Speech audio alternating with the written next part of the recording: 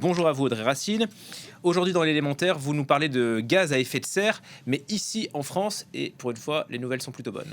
Oui, alors le CITEPA, l'organisme chargé par le gouvernement de surveiller les émissions de gaz à effet de serre, a rendu son bilan annuel, les émissions de la France. Elles ont plus baissé qu'initialement prévu en 2024 et 2025, mais vous me connaissez, je vais nuancer.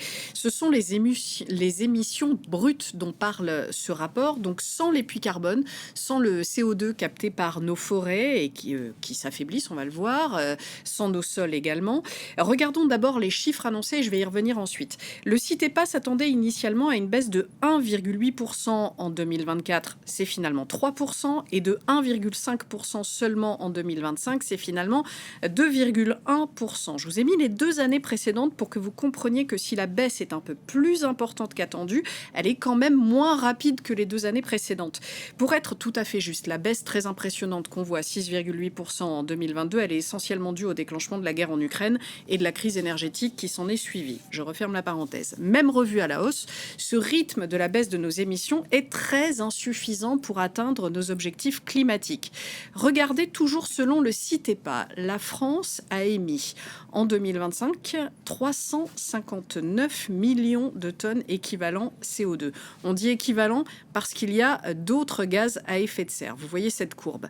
Or, le budget carbone fixé par la stratégie française, ce n'était pas 359 millions, c'était 342 millions de tonnes maximum, la ligne verte horizontale sous laquelle on devrait être maintenant. Donc on est en débord de 17 millions de tonnes de CO2. Pour vous donner une équivalence, c'est plus que ce qu'émet tout le trafic aérien civil en France en 3 ans.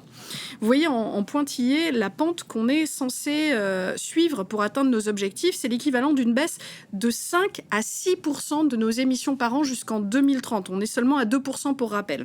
Alors bien sûr, comme en 2022, la crise dans le détroit d'Ormuz va faire baisser fortement nos émissions, mais c'est une baisse conjoncturelle, là où on a besoin d'un changement de fond de nos activités. D'autant, Audrey, que vous nous disiez que nos puits de carbone, les forêts et les sols s'affaiblissent. Oui, alors l'objectif de la France, c'est la neutralité carbone en 2050. Qu'est-ce que ça veut dire la neutralité carbone? Ça veut dire que, non pas ne plus rien émettre, mais qu'on émette au maximum ce que nos puits carbone sont capables de capter.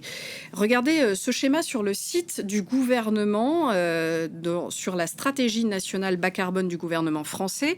Le schéma que vous allez voir planifie aussi bien une baisse drastique de nos émissions en gris qu'une augmentation de la captation de carbone en dessous en vert. Alors vous me voyez venir, cette projection en vert, elle me paraît très optimiste et surtout contraire à la réalité que nous vivons actuellement. Parce que l'IGN, l'Institut géographique national, a publié en fin d'année dernière son inventaire forestier. Et voici ce qu'on peut y lire sur les capacités de captation des forêts françaises.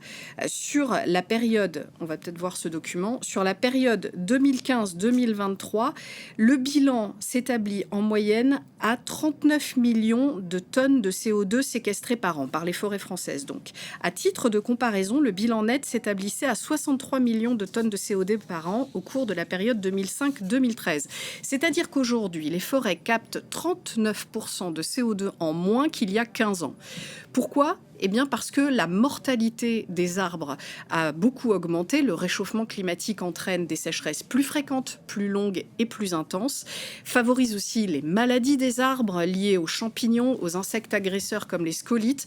Donc on peut replanter des arbres pour renforcer le puits carbone forestier, mais on va avoir du mal à freiner cette mortalité qui est de plus en plus importante.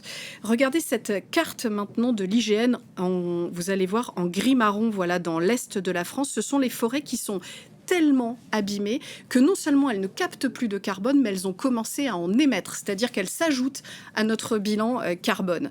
On a aussi quand même le puits carbone des sols qui va nous aider un petit peu, mais là on a un autre problème, celui de l'artificialisation. Un sol bétonné ne peut plus capter de CO2.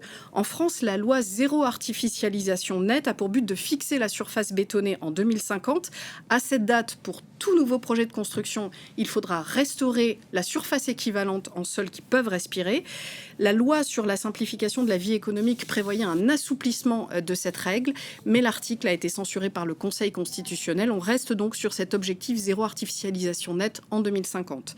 Et enfin, la stratégie nationale bas carbone de la France mentionne des procédés technologiques de capture et de stockage du carbone dans ses objectifs, je vais y arriver, de renforcement du puits carbone national. Ça, je ne vous cache pas que c'est un petit peu inquiétant parce que ces technologies sont encore jeunes, on ne sait pas à quel point elles seront efficaces à l'avenir. Et puis, il y a les effets pervers possibles, c'est-à-dire que pour capturer, transporter et stocker ce CO2, ce serait quand même idiot d'en émettre.